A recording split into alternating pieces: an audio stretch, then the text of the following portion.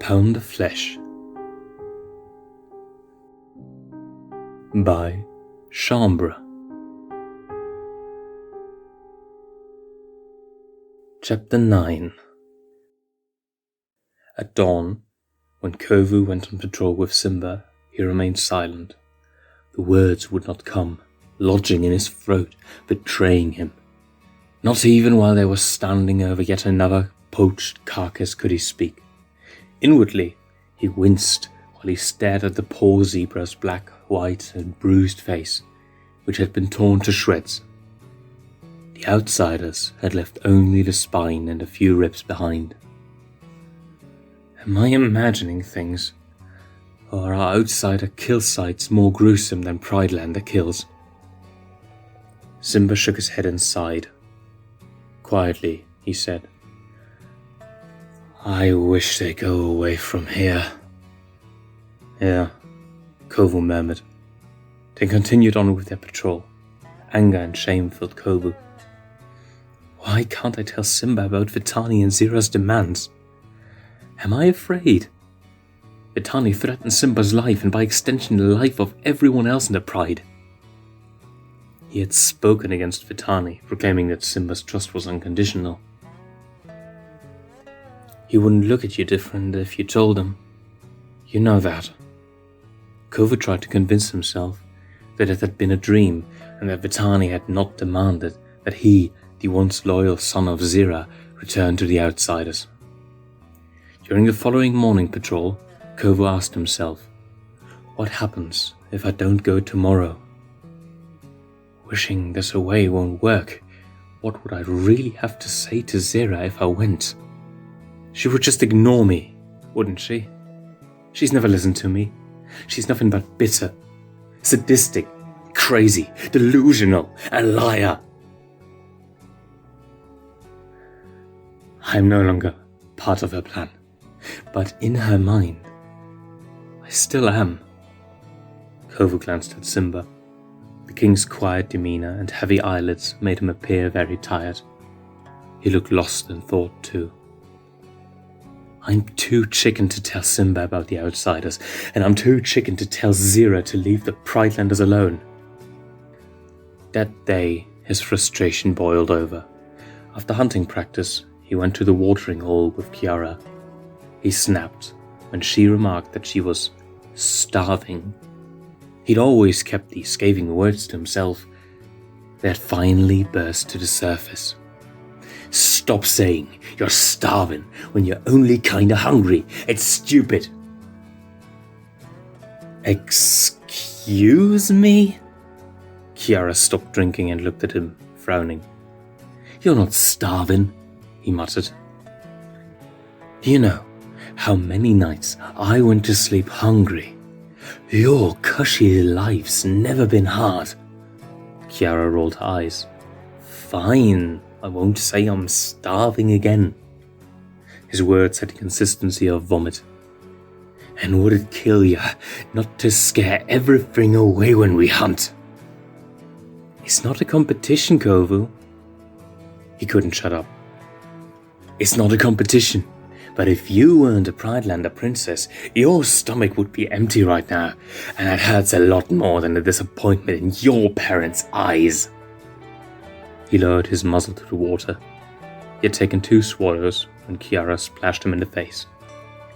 You're a jerk, Kiara growled. She turned and walked away. Hunt by yourself. I've got nothing to prove to you. His face flushed. The shame hurt more than the water in his eyes and nose. Later that night, he was unable to work up the courage to apologize.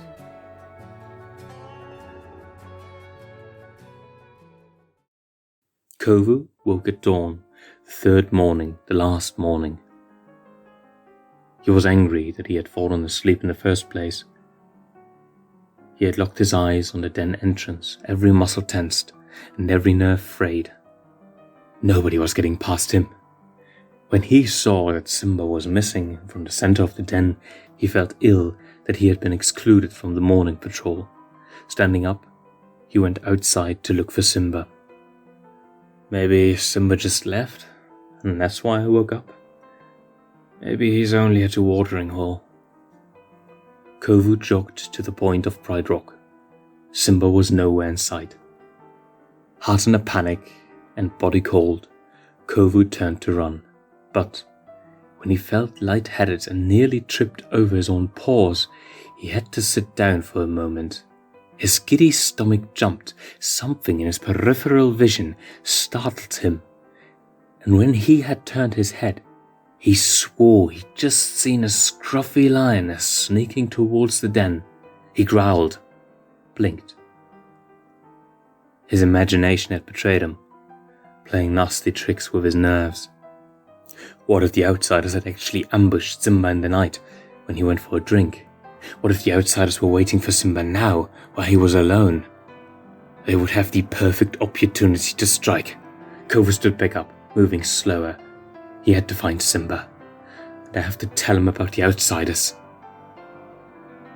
Simba beat back his exhaustion with a wide yawn.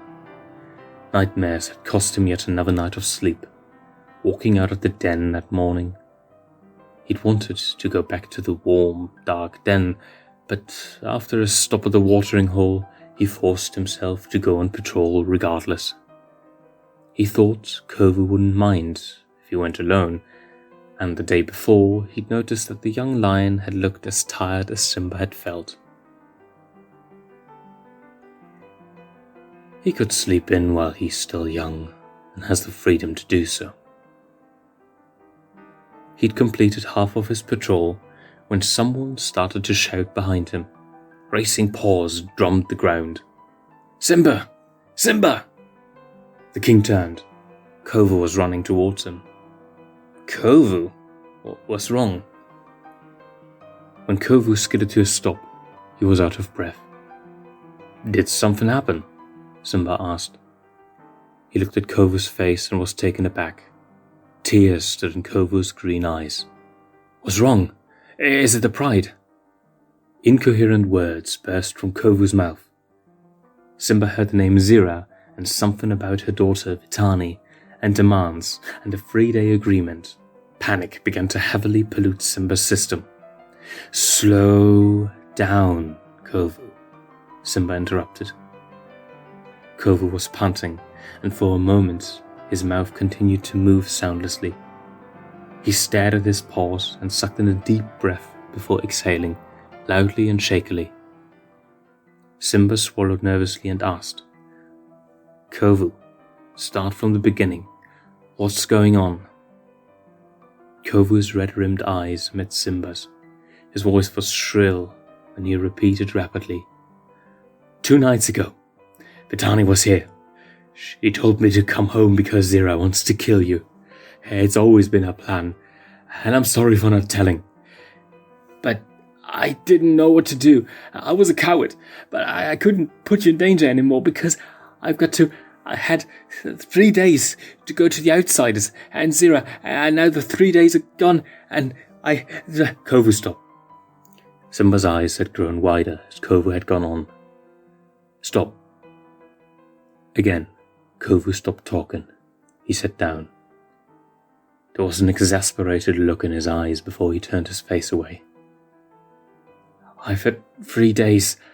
I'm sorry." Simba arched an eyebrow. Kovu was too afraid to talk to me, Simba thought mournfully. Then he asked carefully, "Were you thinking about going to see Zira?" Kovu shrugged and gave a small nod. Sitting down, Simba was too stunned to speak. He knew that Kovu resented his mother for giving him up, even if Kovu had never really said it outright.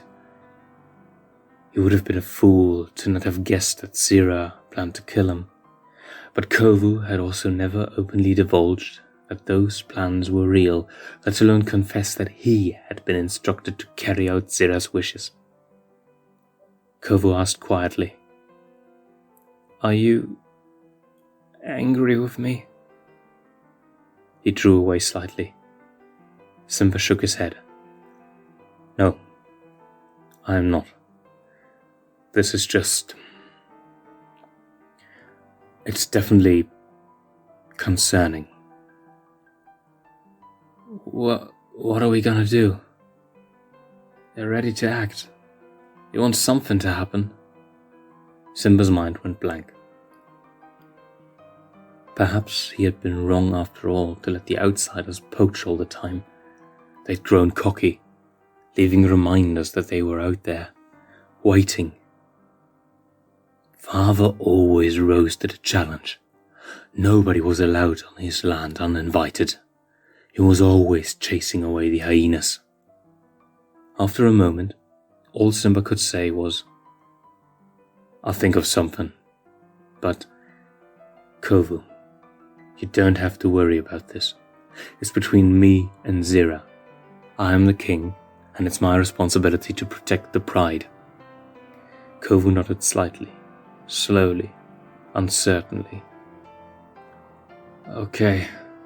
He averted his eyes when he asked, "You're really not angry that I didn't tell you?" Simba heard the stumble, but what Kovu really meant to say was unclear. No, Kovu.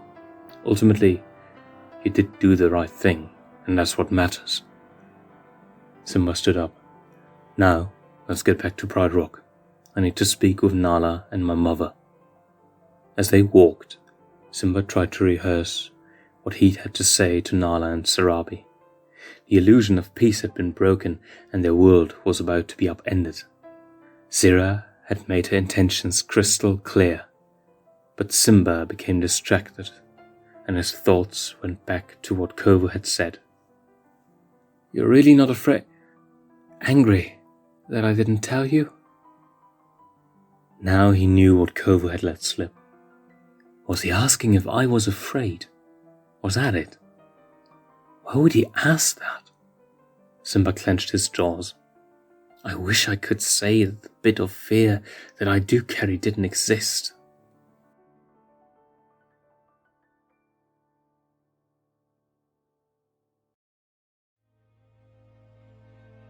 He betrayed us. That night near the border, Vitani waited. She'd sat there for one night, then another, and finally, on the third, she realized that Kovu would not deliver them from the misery of the Outlands. Her lip pulled away from her teeth, and she stood up. Their mother would be furious, and Vitani physically and mentally prepared herself for a violent tirade like never before. "Worthless traitor!" she seethed. Her voice was close to a whisper, but her whisper was more penetrating than the loudest roar. She dreamed the night before that Kovu had returned to them, fur-caked in Simba's blood. He'd lifted his head proudly and given them a big, red-toothed grin. "It is done! Pride Rock is ours!"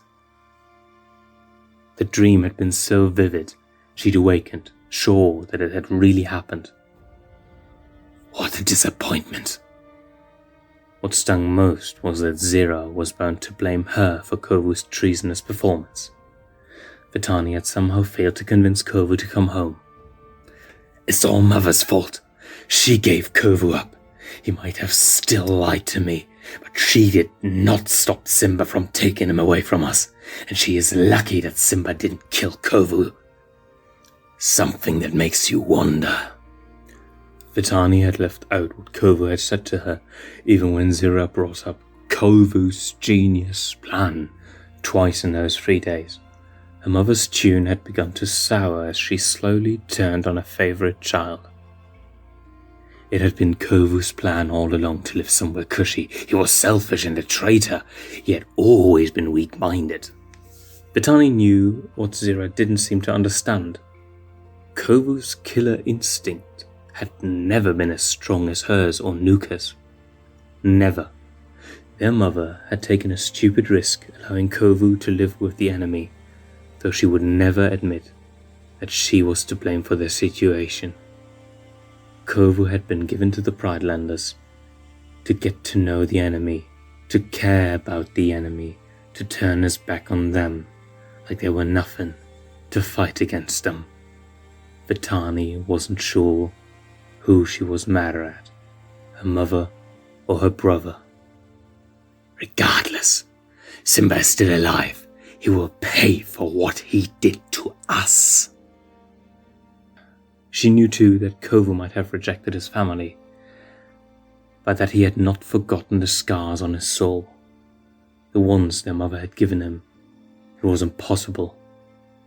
He could be as happy as he wanted to be in the Pride Lands. You just never forget the wounds that Zira gives you, how they weighed on you and hid beneath your flesh.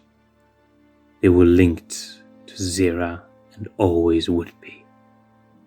Those torments must keep him awake at night.